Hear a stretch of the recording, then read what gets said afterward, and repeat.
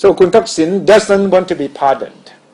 I read his handwritten note from Dubai, and he was very specific that for the sake of national reconciliation, he's willing to sacrifice. But it's not clear to me whether he was saying that he knew about the pardon move or whether he learned about it later on. What do you think? People see different things reading his letter. Some say that it was really obvious in his letter that he knew in advance about it. Or he had engineered the whole thing. Right, but others say that it's really sincere, saying I don't know anything about it and I don't want to be a part of a new trouble for Thailand. Yeah. I got a few reasons why he is backing away from the whole thing. But first of all, let's take away this possibility that this is all the media imagination. Because Kun Pracha, right? Justice Minister Pracha said, well, the media went to sleep one night, had a bad dream, and scream and shout after waking up.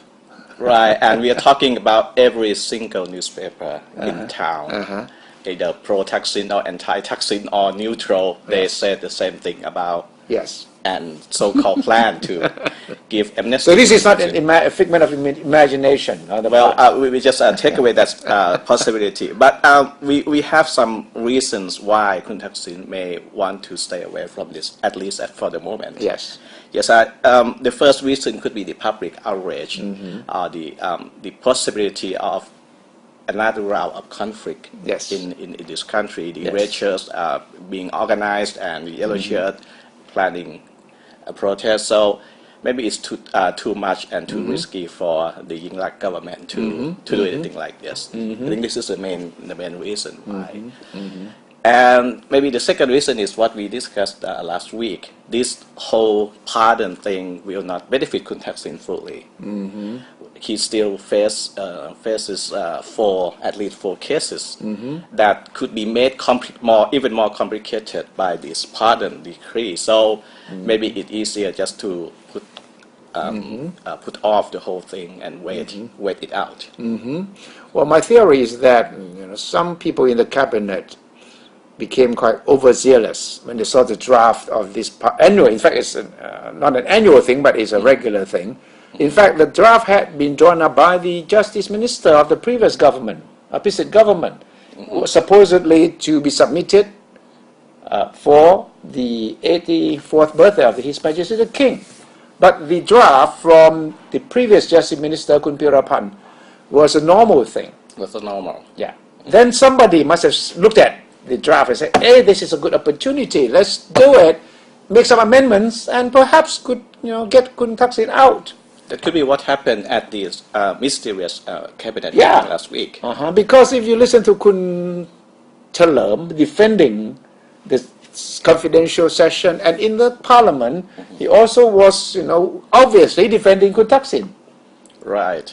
So you could not say that this is imagination on the part of the media, because he was really saying that this is nothing illegal about it, and that he was defending the fact that Kun Thaksin, as a Thai citizen, should be entitled to this kind of pardon.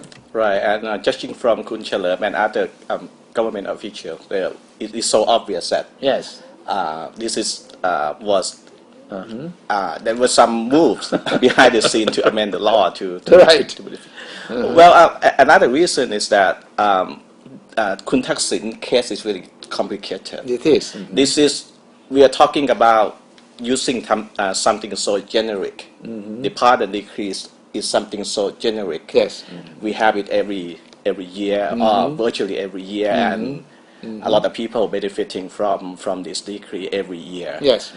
It's something so generic, but Kun Thaksin case is so specific, and that's why you can't apply something that is so generic to something so specific. You know what I was thinking about when I saw this story?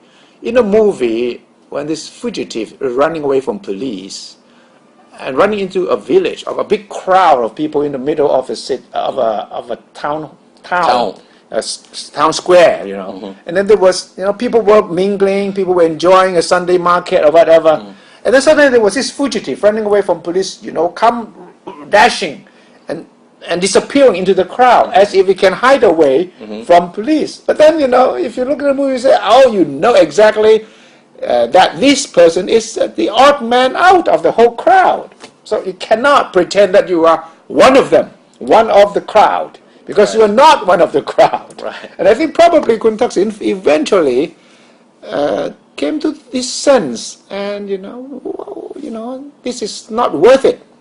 Eventually, they may need, like we discussed last week, legislation approved by Parliament, not by government.